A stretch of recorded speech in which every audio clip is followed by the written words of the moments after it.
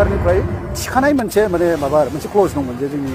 मुंख्लंफोरनो जाय जाय बड'लेण्ड आन्दलनाव मुंख्लं जाबाय बिसोरनि माने नेक्स्ट टु किन माने बिसोरनि परियारनो माने 5 लाख रां अनसुंथाइ होनाय बेखौबो ओरैबायदि खालामबाय बिसोर 3 लाखल' होबाय आसाम सरकारनि फैसासो बिटिसिनि अबेबा रेभिनिउजों खांनानै राननाय माबा नङा बे फैसाया आसाम सरकारनि हरनाय बेखौबो 2 लाख अबेबा बोखानानै लानानै जोङो माने 3 लाख खरिल' होदों बेयावबो फेलियर जादों अनसुंथाइनि बेलायाव राजनिति खालामैया मोजां जों इउपिपिएल बाबो बिपिएफ बाबो अनसुंथाइनि बेलायाव मुंख्लंखौ लानानै राजनिति खालामैया मोजां बिनिफ्राय गोजानाव थानाया मोजां दिनै बिथाङा बुंदों दिनै दानि बिटिआर सरकारा अनलि 3 लाखल' थाखा होदों होनना बुंदों दा जिनिसा जाहैबाय गोदो बिपिएफनि समाव बेसेबां होआमोन 1 लाख होदोंमोन 1 लाखखौनो 50,000 खौनो होदों बेबो सोरनिबा न'आव 10-15 हाजारल'सो सहैदों सेन्टिफिकेटआव माखासे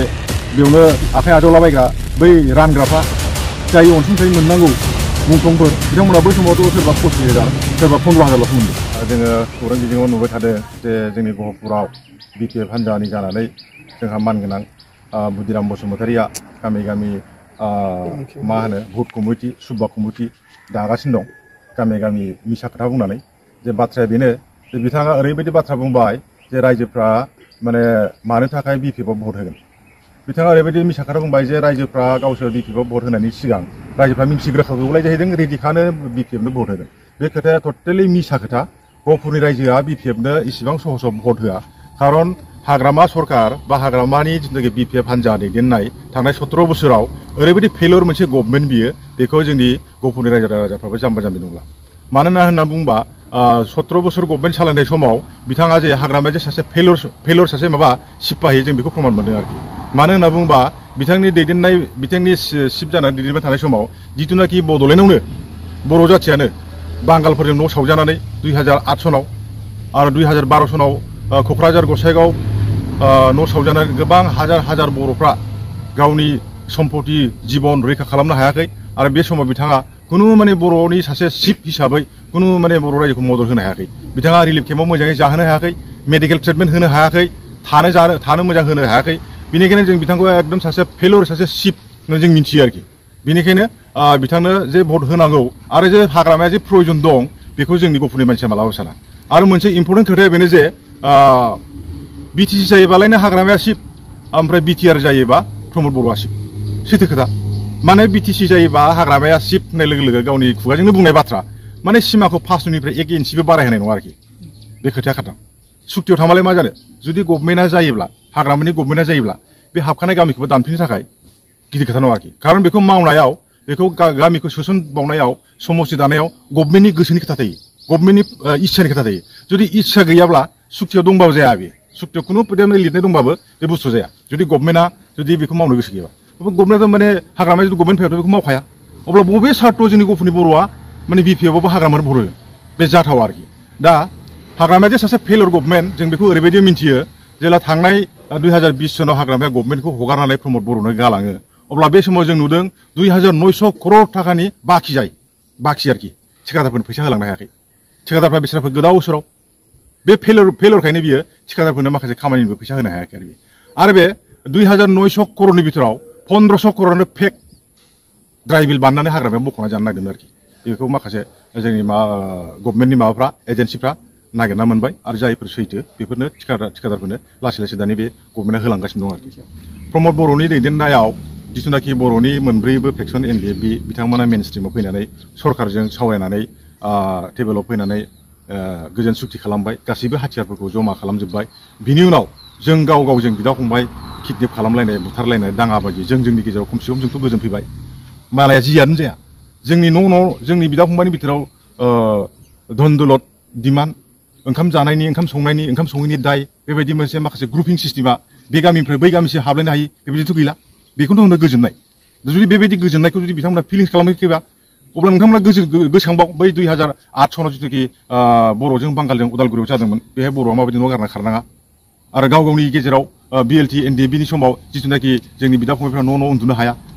गावजों गाव माने लोगो मोनलायनो हाया थांलाय फैलाय खालामनो हाया हाथाय बाजार जानो हाया बै सिटुएसनखौ गोसोखां दिनैनि बे 5 बोसोराव बेबायदि सिटुएसन गैला बेनिखायनो दिनै जोङो गोजोन गोरोबथानि गेजेरजों बे बड'लेण्डआव गोजोन जाबाय होनना जोङो बुंनो हायो आरोखि बिटिआर सुक्तिखौ फेलार होनदों बिटिआर सुक्तिया फेलार नङा जे मानो होनोबा बिटिआर सुक्तिनि गेजेरजों 3.1 दफानि मथे जिथुनाखि सानजाहा गामि हाबनांगौ बियो आरम्भ जाबाय आरो जों बिनि दारैनो जोङो दिनै भट होनो मोनसिगोन फैगौ सेप्तेम्बराव इलेक्सन जागोन जाय इलेक्सनाव बुदियाबो माने माबादों मा होनो भट बिलाबायदों आरोखि बिथाङाथ' जुदि फेल जादोंबा बिटिआर सुटिया जुदि फेल जादोंबा बिथाङा बेहाय इलेक्सन गेलेनोबाव भट कमिटि दादलाबायनाङामोन बिथाङा माने बेयाव ओंखारनो नाङामोन बिथांमोना माने लाजिनांगौ आरोखि बिपिएफआ बाहाय लाजिनांगौ नङा होमबा जाय बुस्थुखौ माने प्रमद बर'आ मावनानै लाबोदों जोंनि गामि सोसनबाय 60टा बे 60टा गामिनि रायजोफ्रा सेप्तेम्बर मासाव भट होसिगोन बेवहाय बिपिएफआ बाहाय खुनु मोनसे माबा थाया आरोखि नैतिक अधिकार थाया बेयाव इलेक्सन गेलेनायनि आरो रायजोफ्राथ' भट होखाया दिनै बेहाय जौ बेदरनि कालसार खालामनानै भट लांनो हागौ बे सोलिबाय थागोन आगरावबो बिथांमोना सालायबाय थादों खिन्थु भटआ बिनि थाखाय नङा आरोखि एबारनि भटआ जागोन जोंनि गहपुरखौ गामि सोसननायाव बा हाबनो मोननायाव बा भट होनो मोननायनि मोनसे गोजोननायनि मोनसे भट आरोखि बिथाङा माबा माबि पार्सेन्टेजनि खोथा बुंदों दिनै इउजि ब्रह्मनिखौ पार्सेन्टेज माबा मोनसे बुंदों गबिन्द बसुमतारिनिखौ माबा मोनसे पार्सेन्ट बुंदों जोंनि सिएम मानगोनां सिएम प्रमद बर'निखौ माबा मोनसे पार्सेन्ट बुंदों बिथांमोना दिनै आन्दलन खालामनानै एकर्ड खालामबाय एकर्ड खालामनानै माबा मोनसे बिथांमोना सिगनेटरिस दै बिथांमोना सिगनेटरि हिसाबै गावसोर सुक्ति खालामना लाना फैनाय दफाफोरखौ बेसेबां मावजाखो बेसेबां मावजाया बेखौ माबा मोनसे पार्सेन्टेजनि हिसाबाव बुंदों बेखौ सिगनेटरिफ्रा मिथिगौ नाथाय बिथाङा सासे बुथ लेभेलनि लिडारा नङा होमबा बुथ कमिटि लेभेलनि लिडारा बिथांमोननि जिथुनाखि मावनाय पार्सेन्टेजखौ मा बुजिनो जेरै माने मोख्रानो सना गाननाय बायदि जागोन बिथांजों बे खोथाखौ रायलायोबा बेखिनियानो बिथाङा जुदि बिटिआर जायोबा गहपुराव थाया होनना बुंबा दाबो दिनैबो थारिख दं बिथाङा गावनि नामखौ दानना लाखांनानै बिथाङा बिटिआर बासिनांगौ लानानै फोसावबानो जाबाय दा बिथांमोना गामि गामि हाबनानै बेदर जाहोदों माबा माबि खालामदों सोरखौबा फैनो गोसो गैयैखौ लाबोनानै कमिटि दालाबायदों बेखौ जों नुबाय थादों आरोखि खिन्थु फेलियर जागोन बेयाव आरो आं बिनि गेजेरजों मोनसे खोथा बुंनो सानो जे जोंनि बिटिआर एकर्डआ 60टा समष्टि मोननांगौआ आरो जोंनि सनितपुर बिसनाथआव फुरा गामि हाबसनबावनांगौनि थाखाय आरो गोजोननि थाखाय आरो भबिष्यत फुरनांगौ मोनसे गभर्नमेन्ट दानो थाखाय जोंनि थाखानाय बिटिसिनि रायजो राजाफोरखौबो जोङो ट्रेक्टरनि सिनावनो मानगोनां प्रमद बर'खौनो ट्रेक्टरनि सिनाव भट होनानै एबारनि सरकारखौ एटलिस्ट खनसे जोंनि गहपुरनि थाखाय बा जोंनि बिसनाथनि थाखाय जोंनि सनितपुरनि थाखाय भट होनानै आरो सरकारखौ लाबोफिनबावनो थाखाय जोङो गहपुरनि जानानै जों खावलायहरनाय जायो बुजिराम बसुमतारिया जे गहपुराव मुंख्लंफोरनि अनसुंथाइखौ लानानै राजनिति खालामनो नागिरदों बेखौनो मोनसे इस्यु बानायनो नागिरदों नाथाय बियो एक्सुवेलि राजनितिनि मोनसे इस्यु जानो नाङा जाय जोंनि मुंख्लंफ्रा अनसुंथाइखौ मोननांगौ आरो मोनगासिनोबो दं आरो जाय मोननांगौ बाखि दं बे मोननांगौ अनसुंथाइनि बेलायाव राजनिति खालामैया मोजां जों इउपिपिएलबाबो बिपिएफबाबो अनसुंथाइनि बेलायाव मुंख्लंखौ लानानै राजनिति खालामैया मोजां बिनिफ्राय गोजानाव थानाया मोजां दिनै बिथाङा बुंदों दिनै दानि बिटिआर सरकारा अनलि 3 लाखल' थाखा होदों होनना बुंदों दा जिनिसा जाहैबाय गोदो बिपिएफनि समाव बेसेबां होआमोन 1 लाख होदोंमोन 1 लाखखौनो 50,000 खननै होदों बेबो सोरनिबा न'आव 10-15 हाजारल'सो सहैदों सेन्टिकेटआव माखासे बेयावनो आखाइ आजावलाबायग्रा बै रानग्राफ्रा जाय अनसुंथाइ मोननांगौ मुंख्लंफोर बिथांमोना बै समावथ' सोरबा 25,000 सोरबा 15,000ल'सो मोनदों दिनैथ' डाइरेक्ट माने बेनिफिसियारिनि आखायाव अनसुंथाया 3 लाख थाखा एकाउन्टआव हाबफैदों आरोखि दा बाजेटआ जानो हागौ 5 लाख थाखा दा जोंहा एबारनि माबायाव